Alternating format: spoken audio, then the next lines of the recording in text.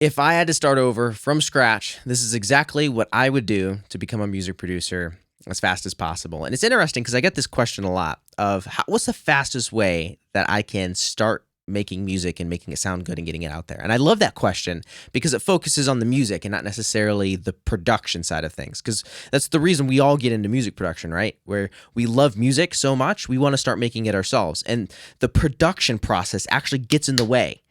We eventually learn to love it and it becomes something we thoroughly enjoy. It's like working out. You want to get the body you're looking for. You want to lose the weight. You want to gain the muscle. You want to not feel like you're winded every time you climb some stairs. I feel that all the time. So like you have this goal in mind and then you realize that going to the gym sucks. It's not fun. But then you start getting the results you're looking for. Going to the gym actually becomes the game itself. And so now even though you have the results you're looking for and you've maybe lost the weight you've already looking for, you've gained you've just built the body you've looked for, you still go to the gym because now gym is your new passion. And I think that's how it is with music production as well, where we love music so much and then we realize there's this like thing we actually have to go do, which is produce the music, and it kind of gets in the way and it kind of can feel frustrating, especially for a beginner. And then you start getting like I'm over a decade of producing music and I'm over a very, very long amount of time of playing guitar. I've been playing guitar since I was 6. I'm 26 now. So it's 20 years of playing guitar. And I loved music first. And so I love this question because it starts with the passion first, the music first, because that's what really matters. And so when people ask me this question, what would you do? What's the first thing that you would do? This is what I would tell myself 10 years ago. And if you see me looking over here, it's because I'm looking at my my notes.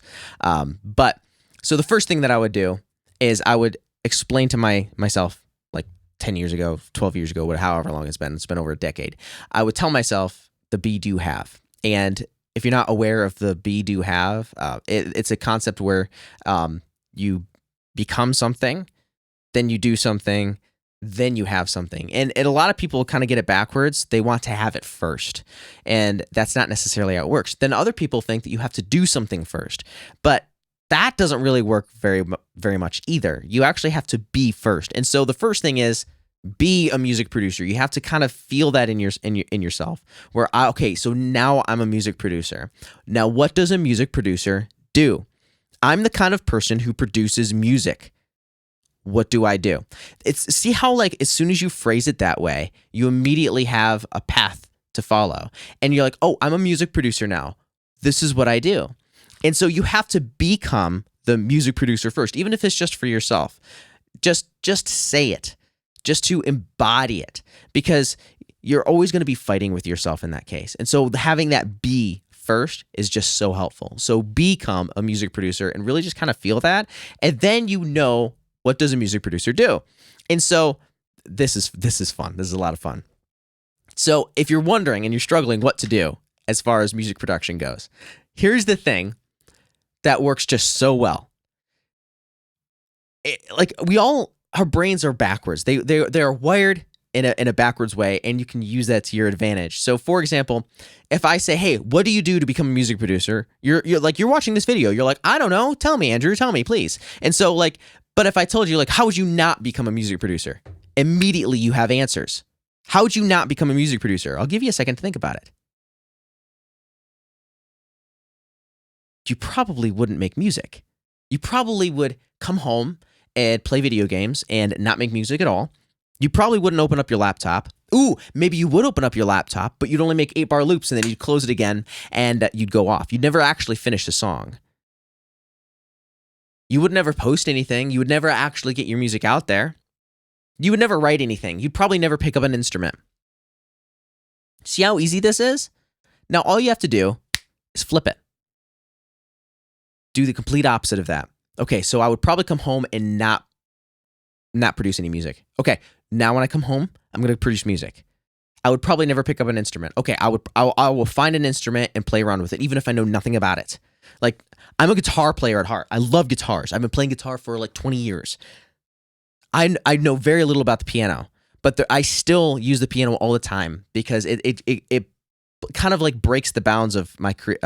Sometimes I get locked in a box where I know the scales, I know the modes, I know the theories, I know everything about the guitar, and then I look at the piano and I get very confused, and then I just start playing things and it starts sounding good. And so like sometimes you have to have those elements. So start like grabbing some new instruments, and if you don't know an instrument at all, awesome, grab something and have fun with it. So another thing is I would probably make 8-bar loops and never finish anything, and so I will make sure I finish songs and then get them uploaded, whether it's to SoundCloud or to YouTube or anything like that. That's exactly what I would do. And so it's so much fun this way because you can actually use, our brains are like wired for negativity all the time. It's just how it is. And so you can use that to your advantage to get things done the way you want them to get done.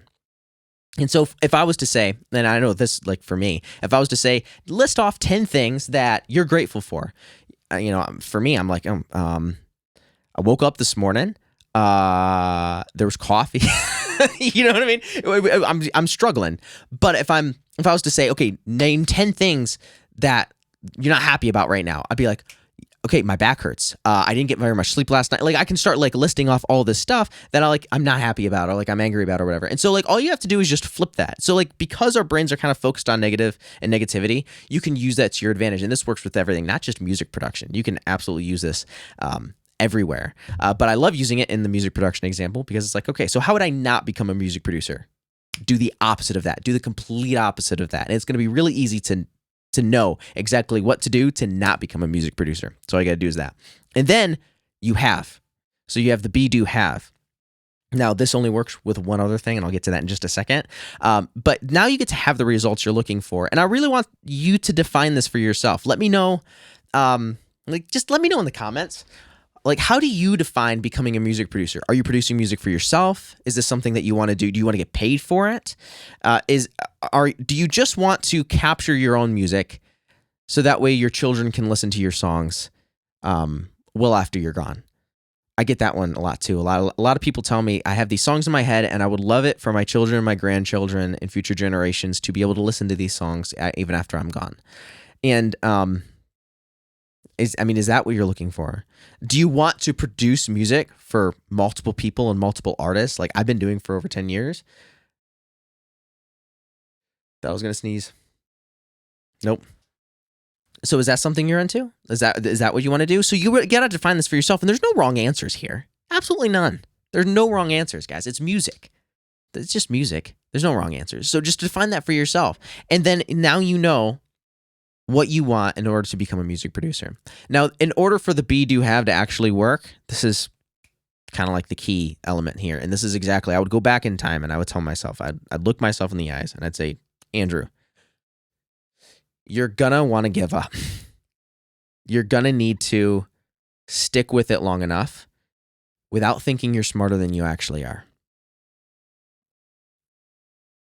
Most people are gonna quit. And you're going to need to keep pushing through. Most people are going to produce music for a little while, and then they're going to stop. You need to keep going. Even when you feel like it's not working, you need to keep going. Even when you feel like you don't know what you're doing, just keep going. So there's this thing called the Dunning-Kruger effect, and I find it really interesting if you think about it in a different way. Actually, I have a graph of it here. Right here is the valley of despair, essentially. And so, like, we have the knowing nothing, the competence, and then the guru, which I don't even really like that word to begin with. But actually, let me pull it up here. It's going to be a little bit easier to see. And so, because of this, we have, as soon as we get into something, we know nothing. But for some reason, we get to this top here, and they call it the peak of Mount Stupid. But it's true. Like, you think you know everything, but you don't. Like, you get right into it, you think you know a lot, and then you don't. And then all of a sudden you get into the valley of despair here, and you realize, oh, this is a lot harder than I actually thought it was going to be. A lot harder than I thought it was going to be. You have uninformed optimism up here on this peak, and then you have informed pessimism. Down here, you realize, ooh, this is a lot harder than I thought it was going to be. There's a lot to do. There's actually a lot going on. Oh my gosh, there's all of this stuff, sidechain compression and EQ, and there's different types of EQs. There's analog EQs and digital EQs and parametric EQs, and and like, oh my gosh, I'm messing around with the phase if I use some EQs like this, and you start realizing there's all of this stuff that you don't know, and then there's things that you don't know until you get into it and realize, oh my gosh, there's even more, and so you start getting into the valley of despair, and then you quit making music, you pack it up, you're done. I don't want that for you. I don't want that for you. And so you don't want to stop there in the valley of despair. If you're going to stop, you might as well stop while you figured it out, while you're actually reaping what you've been sowing for so long. And so with this, so you have this uninformed optimism, then you have informed pessimism, and then you start kind of coming back up through here where you realize, okay, I'm starting to learn things now. I'm starting to understand how things work. I'm actually getting results. I'm actually showing music to my friends and to my family, and they're actually asking me if I made this in a professional studio. That's like the best. I remember the first time I shared music with somebody that I was working on, and they asked me what studio I recorded it in. They're like, where did you record this at? Like, there's no way you recorded this in your house. And I was, oh my gosh, I was completely thrilled by that statement. I'm probably still riding off the high, like 8 years later. and so you just gotta stick with it past the dip. Most people are gonna quit in the valley of despair. Don't be that person. Just don't quit in the valley of despair, and you will get there. If you do not quit, you cannot lose. And I live by that statement. If I do not quit, I cannot lose. There's a thing called infinite games and finite games. A finite game is like football, baseball. Like there's a set amount of players, there's rules, and there's certain things that you can do and you can't do, and there's a time limit. Like there's a time limit, a score limit. That's a finite game. But there's a thing called an infinite game. And I believe music production is an infinite game where there are no rules, there are no set players. The whole point of the game is to just keep playing until one day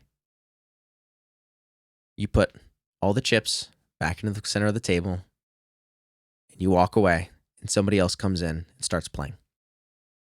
And then they can go through and listen to your music generations and generations later. The whole point of marriage is not to get married. The whole point of marriage is to stay married. The whole point of making music isn't just to make music and be done. The whole point of making music is to keep making music and to keep producing and to keep writing until you literally can't anymore. I hope you got value out of this video, and I will see you guys in the next one.